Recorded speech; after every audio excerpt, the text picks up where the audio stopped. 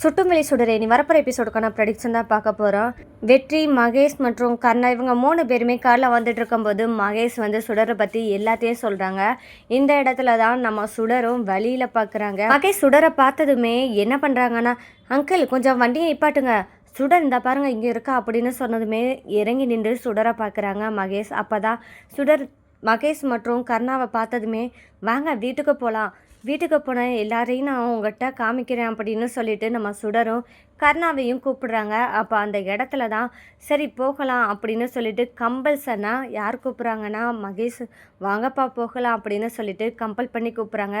தன்னோட மகனும் ஆசைப்படுறானே அப்படின்னு சொல்லிட்டு கர்ணாவும் என்ன செய்கிறான்னா சரி போகலாம் அப்படின்னு சொல்லிட்டு சண்முகம் வீட்டுக்குள்ளே போகிற நேரத்தில் தான் கரெக்டாக நம்ம அபிநயா சுதாரித்து பார்த்துறாங்க. கர்ணா வீட்டுக்குள்ளே வரானே, இவன் எதுக்கு நம்ம வீட்டுக்கு வரான் அப்படின்னு சொல்லிட்டு கொஞ்சம் நர்வஸ் ஆகுறாங்க. இவன் கண்ணில் நம்ம படக்கூடாது, எப்படி தான் நம்ம ஒளிகிறது அப்படின்னு சொல்லிட்டு ரூம்குள்ளே போய் ஒளிஞ்சுக்கிறாங்க. இதில் சரளாவும் கர்ணாவை பார்த்து நல்லா உபசரிக்கவும் செய்ய ஆரம்பிக்கிறாங்க. இந்த இடத்துல தான் நம்ம அம்மாவை இன்ட்ரோடியூஸ் பண்ணி வைக்கணுமே, எங்கே இருக்காங்க அம்மா அப்படின்னு சொல்லி தேட ஆரம்பித்தாலும் ஒரு பக்கம் நம்ம வெற்றியும் ஒரு பக்கம் என்ன நினைக்கிறாருன்னா சுடரும் அங்கே இங்கே அப்படின்னு சொல்லிட்டு பார்க்குறத பார்த்தா கண்டிப்பாக அபியை தான் தேடுறா போல், அபியை கண்டிப்பாக சுடர் கூட்டிகிட்டு வரக்கூடாது அப்படின்னு சொல்லிட்டு வெற்றி நினைக்கிறாரு. இந்த மாதிரி நேரத்தில் அம்மோன்னு சொல்லிட்டு நம்ம சுடரும் அபியை தேட ஆரம்பிக்கிறாங்க. அபியை தேடும் போது ஒரு ரூம் கதவை தட்டவும் செய்கிறாங்க. இந்த இடத்துல வேற வழியே கிடையாது, நம்ம திறந்து தான் ஆகணும் சொல்லிட்டு திறந்து விடுறாங்க. சுடரும் உள்ளே வந்ததுமே நம்ம அபிநயா எந்த மாதிரி சமாளிக்கணுமோ அந்த மாதிரி சமாளிக்கிறாங்க. உன்னை யார் இங்கே கூட்டிகிட்டு வர சொன்னா அவங்களெல்லாம் அப்படின்னு சொல்லி கேட்டதுமே, அம்மோ நான் வர வழியில் அவங்கள பார்த்தேன், அவங்க வீட்டுக்கு வரும்போது நான் எப்படி கூப்பிடாமல் இருக்க முடியும் அப்படின்னு சொல்ல, சரி இப்போ ஒன்றும் பிரச்சனை இல்லை, என்னை கூப்பிடாத, நான் வந்து குளிச்சிட்ருக்கேன், என்னை கேட்டால் நான் குளிச்சிட்ருக்கேன், வர லேட் ஆகணும் மட்டும் சொல்லு அப்படின்னு சொல்லிட்டு சமாளிச்சுறாங்க.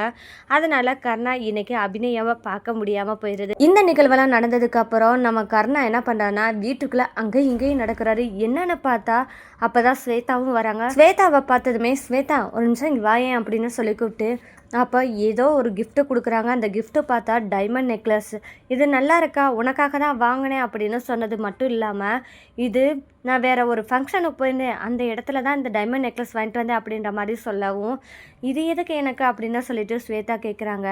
இந்த மாதிரி நேரத்தில் தான் ஒரு ட்ராமா போடுறான் இந்த கர்ணாவை பார்த்தா அவ்வளோ தூரத்துக்கு கோபம் வருது. ஆசைப்பட்டதை அடைகிறதுக்காக எந்த விதத்தில் எப்படியெல்லாம் ஒருத்தரோட எமோஷனில் விளையாடலாம் அப்படின்றத கரெக்டாக தெரிஞ்சு வச்சுக்காரு இந்த கர்ணா.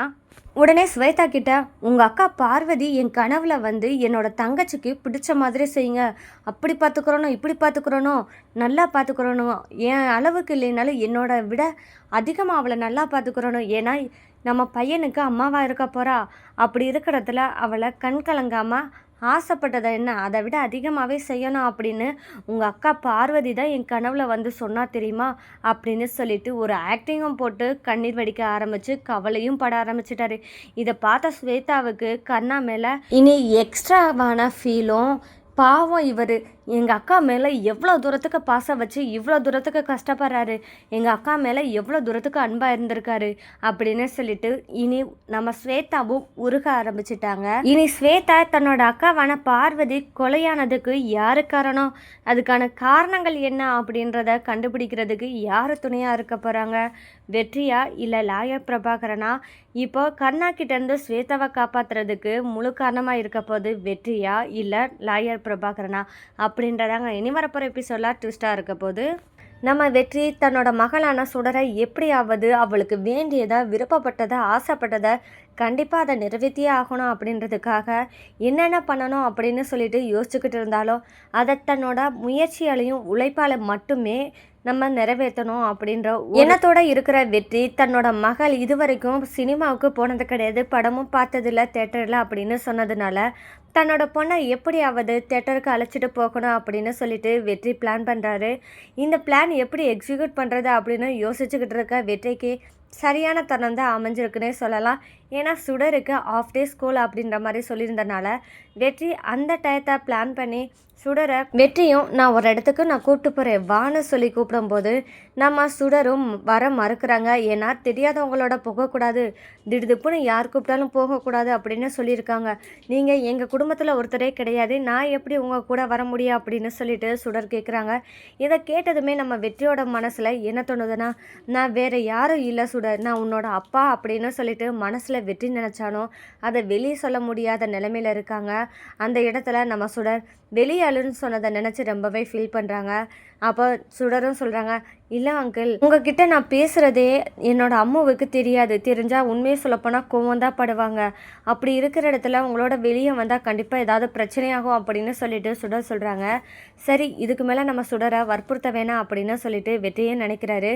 இதனால் வெற்றியோட முகமும் சோர்வாக இருக்குது. இந்த இடத்துல தான் நம்ம சுடர் நம்ம வரலைன்னு சொன்னதுனால தான் கேப்டன் அங்கிளோட முகம் இவ்வளோ தூரத்துக்கு சேட் ஆயிருச்சோ அப்படின்னு சொல்லிட்டு, கேப்டன் அங்கிள் நான் உங்களோட வரேன் அப்படின்னு சொல்லிட்டு சுடர் சொல்லவுமே நம்ம வெற்றிக்கு வந்த சந்தோஷமே தனிதான். தன்னோட மகளோட முதல் முறையாக சினிமா பார்க்க போகிறோம் அப்படின்ற ஒரு எக்ஸைட்மெண்ட்டோட கிளம்புறாரு நம்ம வெற்றி. வெற்றியும் சுடரை பைக்கில் ஏற்றிட்டு கிளம்புறாரு. இனி வரப்போகிற எபிசோடில் நம்ம வெற்றியும் சுடரும் யாருமே இல்லாத தேட்டரில் இவங்க 2 பேரும் மட்டுமே நல்லா என்ஜாய்மெண்ட் பண்ணி படமும் பார்க்க போகிறாங்க. நம்ம சுடரும் ரொம்பவே சந்தோஷமாக இருக்க போகிறாங்க. என்னோட மகளோட சந்தோஷத்தை பார்த்த வெற்றிக்கு இன்னும் உனக்கு நிறைய செய்யணும் சுடர், அப்பாவா உனக்கு என்னென்ன பண்ணணுமோ இந்த 10 வருஷமாக நீ பட்டதுக்கெல்லாம் நான் இன்னும் நிறைய பண்ணணும், அப்போ தான் நீ உன்னோட சந்தோஷத்தை நான் பார்த்து ரொம்பவே சந்தோஷப்படணும் அப்படின்னு சொல்லிட்டு வெற்றி அந்த இடத்துல தன்னோட மகளோட சந்தோஷத்தையும் சிரிப்பையும் அணுவாக ரசிக்க ஆரம்பிக்கிறாரு. இதெல்லாம் ஒரு பக்கம் இருக்க, இங்கே நம்ம அபிநயா என்ன ஆஃப் டே ஸ்கூல் தான் சொன்னால் இன்னுமே நம்ம சுடர் வரலையே, என்னாச்சோ ஏதாச்சோ அப்படின்னு சொல்லிட்டு நம்ம சுடருக்காக வாசல்லே காத்துக்கிட்டு இருக்காங்க. எதிர்பார்ப்போடையும் இருக்காங்க சுடர் எப்போ வருவான்னு.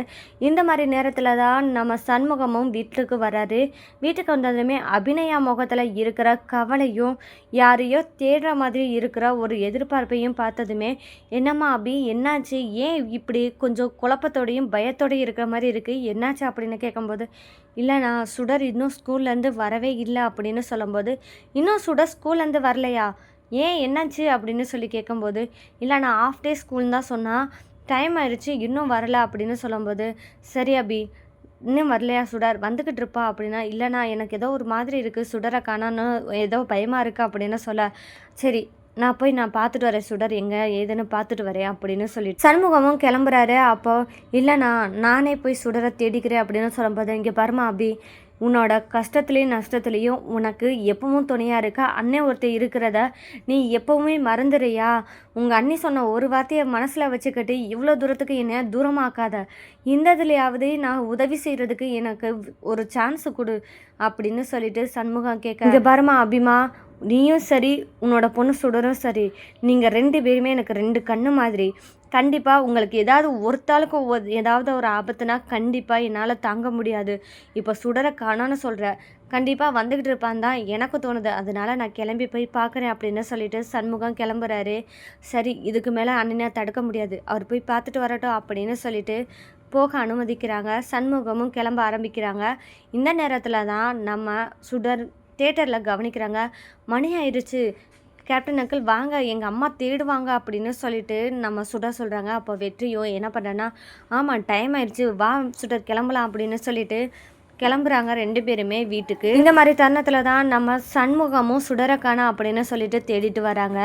அப்போ தான் எங்கே இன்னும் சுடரக்கானா அப்படின்னு சொல்லிட்டு எங்கே தான் போயிருப்பா அப்படின்னு வரும்போது தான் எதிர்த்தாப்புலையே நம்ம வெற்றி சுடரை கூப்பிட்டுட்டு பைக்கில் வரதா பார்த்துறாரு சண்முகம்.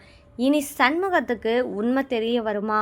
அங்கே சுடர் கண்டிப்பாக சண்முகத்துக்கிட்ட இவர் தான் கேப்டன் அங்கிள் அப்படின்னு சொன்னால் கண்டிப்பாக சண்முகத்துக்கு உண்மை தெரிய வருமா? வெற்றி தான் இந்த கேப்டனாக இவ்வளோ நாளும் சுடரோட பழகியிருக்கான், இப்போ என்ன பண்ணுறது, நம்ம சுடருக்கு ஏதாவது ஒரு பிரச்சனை வந்துச்சுன்னா என்ன பண்ணுறது அப்படின்னு சொல்லி யோசிச்சுட்டு தன்னோட தங்கை அபிநயாவுக்கு உண்மை தெரியுமா, உண்மை தெரிஞ்சால் கண்டிப்பாக ரொம்பவே கஷ்டப்படுவாளோ அப்படின்னு சொல்லி யோசிக்க போகிறாரா நம்ம சண்முகம். இல்லை, கோவப்பட்டு சுடர் எப்படி வெற்றியோட பழக போச்சு அப்படின்னு சொல்லிட்டு வெற்றி மேலே இருக்கிற கோவத்தை அந்த இடத்துல சுடர் மேலே காமிப்பாரா? அப்படியே சுடர்கிட்ட கோபத்தை காமிச்சாலும் எந்த மாதிரி சொல்லுவாருன்னா, சுடர் நீ எங்கே போயிருந்த, யாரோட போயிருந்த அப்படின்னு சொல்லி கேட்க போகிறாரு. கேட்டால் இவர் தான் மாமா கேப்டன் அங்கிள் அப்படின்னு சொல்லிட்டு அறிமுகப்படுத்தும் போது, என்னது இவர் தான் கேப்டன் அங்கிளா, அப்போ இவ்வளோ நாள் நீ இவர் கூட தான் பேசிகிட்டு இருந்தியா அப்படின்னு சொல்லிட்டு ஆமாம் மாமா, இது நாள் வரைக்கும் நம்ம வீட்டுக்கும் வந்திருக்காரு அப்படின்னு சொல்லிட்டு நம்ம சொல்ல போகிறாங்க. இந்த இடத்துல சண்முகம், அப்போது இவ்வளோ நாளும் பேசிக்கிட்டு இருந்தது இந்த வெற்றியோட தானா, இந்த விஷயம் அபிக்கு தெரியுமோ தெரியாதோன்னு நம்மளுக்கு தெரியாதா, ஆனால் அபிக்கிட்ட இந்த உண்மையை சொல்லியே ஆகணும். அப்போ தான் சுடர்கிட்ட சொல்கிறாரு, இங்கே பாருடா சுடர், இனிமேல் நம்ம வீட்டில் இருக்கிற ஆளை தவிர்த்து யாரு கூடயும் வெளியாள் கூட பேசக்கூடாது அப்படின்னு சொல்லி கண்டிஷன் போட போகிறாரு சண்முகம். இந்த இடத்துல இவர் வேறு யாரும் இல்லை அங்கிள், மகேஷோட அங்கிள் தான் கேப்டன் அங்கிள் அப்படின்னு சொல்லிட்டு நம்ம சுடர் சொன்னாலும் அப்போ சண்முகத்துக்கு வர கோவமே வேற லெவலில் இருக்க போகுது. சண்முகமும் தன்னோட தங்கையான அபிகிட்ட எல்லா உண்மையும் சொன்னாலும் அந்த இடத்துல பாதிக்கப்பட போகிறது சுடர் தான். ஆனால் தன்னோட மகள் இவ்வளோ தூரத்துக்கு கஷ்டப்பட போகிறாளோ அப்படின்னு சொல்லிட்டு யோசிச்சுட்டு என்ன பண்ண போகிறாரு நம்ம வெற்றி, என்னோட பொண்ணு சுடர்னு எனக்கு நல்லாவே தெரியும் அப்படின்னு சொல்லிட்டு அபிகிட்டையும் சண்முகத்துக்கிட்டையும் சொல்ல போகிறாரா நம்ம வெற்றி அப்படின்றதாங்க இனி வரப்போகிற எபிசோடில் அடுத்தடுத்த ட்விஸ்ட்டாக இருக்க போது. இந்த மாதிரியான சுவாரஸ்யங்களை நீங்கள் தெரிஞ்சுக்கணுன்னா மறக்காமல் நம்ம சேனலை சப்போர்ட் பண்ணி ஆதரவு தெரிவிங்க. மீண்டும் சந்திப்போம்.